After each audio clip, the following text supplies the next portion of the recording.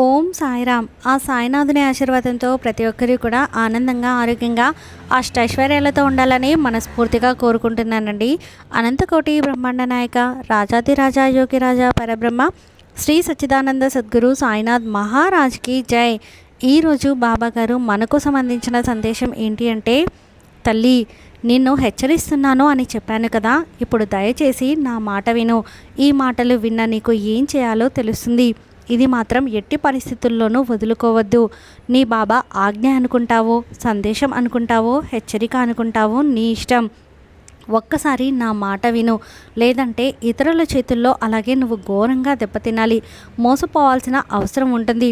కాస్త శ్రద్ధగా ఈ సాయి మాటలు చెవిన పెట్టుకో. నీకు ఎదురయ్యే మోసాలు అన్నీ కూడా తొలగిపోతాయి. కొన్ని సంవత్సర కాలం పడుతుంది తల్లి నువ్వు కోలుకోవాలి అంటే. అందువల్ల మోసపోకుండా జాగ్రత్తగా విను. ఈ సందేశాన్ని నా బిడ్డలందరికీ నేను ఖచ్చితంగా అందచేస్తున్నాను. నిశ్చింతగా మనసు పెట్టి ఒక్కసారి వినండి. ఈ సందేశం పూర్తి కాగానే నీకు ఒక ఆలోచన, అలాగే ఒక ధైర్యం, ఒక మనపక్వం అన్నీ వస్తాయి.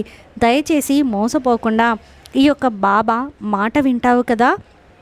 నష్టంతో పాటు కలిగేటటువంటి బాధ ఎంతో దారుణంగా ఉంటుంది. ఎందుకంటే మోసం అనేది చాలా దగ్గరి వాళ్ళే చేస్తారు.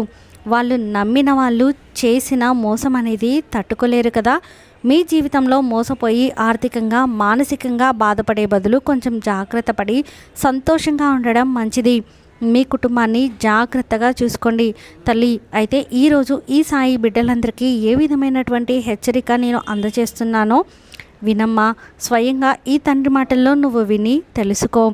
ఈ సాయి సందేశం నేను విన్నాను అంటే, నేను చెబుతున్నాను అంటే నువ్వు మోసపోకుండా జాగ్రత్త పడతావని.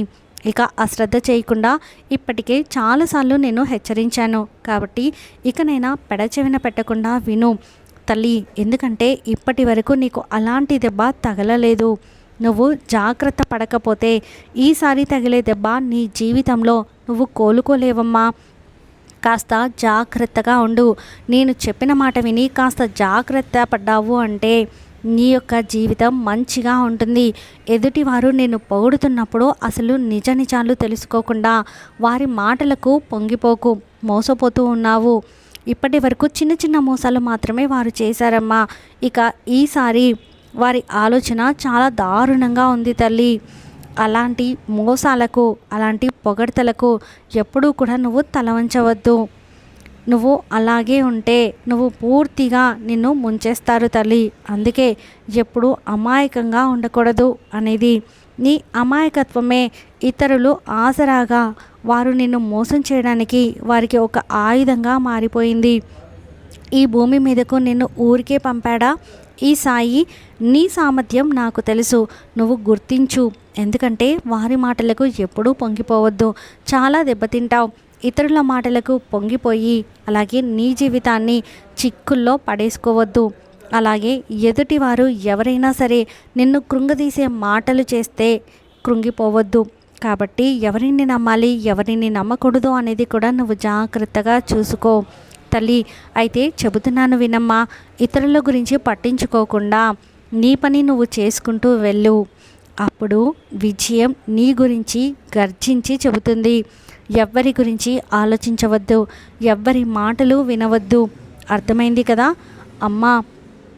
ఎప్పుడూ కూడా నువ్వు 100 మందిని సంతోషపెట్టకపోయినా పర్వాలేదు, కానీ తెలిసి కూడా ఒక్కరిని కూడా నీ వరకు బాధ పెట్టవద్దు. నువ్వు ఓడిపోతుంటే బాధపడకు తల్లి.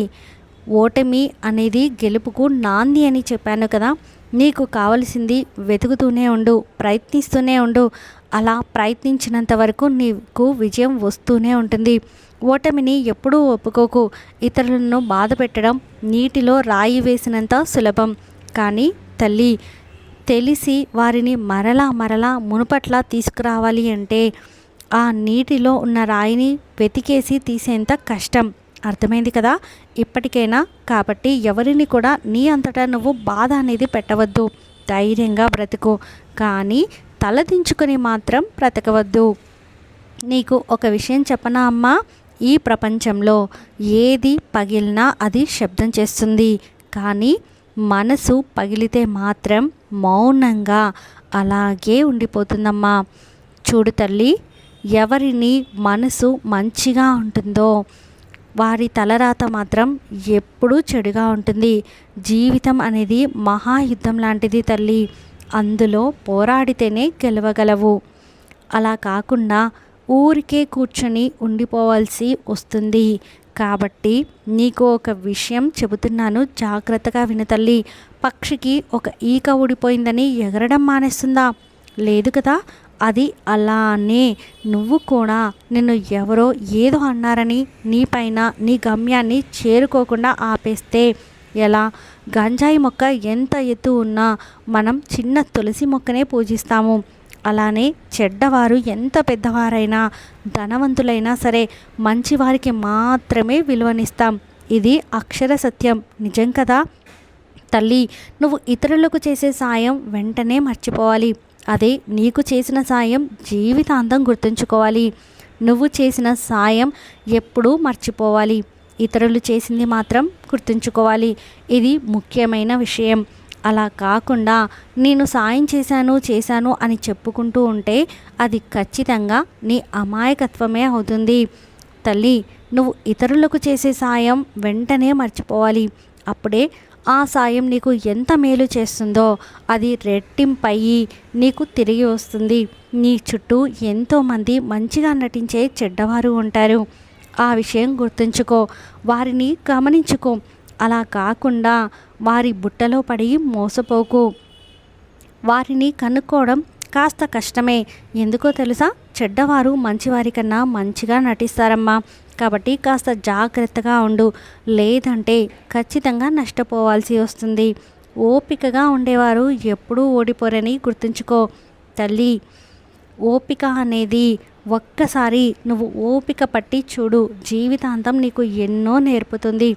పూర్వపు రోజులు మనుషులు రాళ్లతో పుట్టించేవారు, కానీ ఇప్పుడు ఏకంగా మాటలతోనే తగలబెట్టేస్తున్నారు. అందుకే జాగ్రత్తగా ఉండాలి అనేది. నా బిడ్డలు మేలుకోరి ఈ సందేశం నీ ముందుకు వచ్చింది అంటే సాక్షాత్తు నా అనుగ్రహం నీకు ఉంది. అలాంటి వారి మాటలు పట్టించుకొని నీ జీవితాన్ని నాశనం చేసుకోవద్దు. జాగ్రత్తగా ఉండమని నేను ఇంతలా చెబుతున్నాను. ఈ సాయి మాటలను అర్థం చేసుకుని నడుచుకుంటే నీకంతా శుభం సంకల్పం జరుగుతుంది తల్లి. చూడమ్మా, ఎప్పుడైతే నువ్వు పక్కవారి మాటలకు విలువనిస్తావో ఆ రోజు నుంచి నీ జీవితం నరకప్రాయం అయిపోతుంది. అందుకే మళ్ళీ చెబుతున్నాను, ఎవ్వరి మాటల్లో నువ్వు పట్టించుకోవద్దు. కేవలం విజయం వైపే నీ పయనాన్ని మొదలుపెట్టు. ఎవరో ఏదో అన్నారని నీ పయనాన్ని ఆపుకోవద్దు తల్లి. తప్పకుండా నువ్వు విజయాన్ని సాధిస్తావమ్మా. నీ కోసం ఒక గొప్ప జీవితం ఎదురు చూస్తూ ఉంది.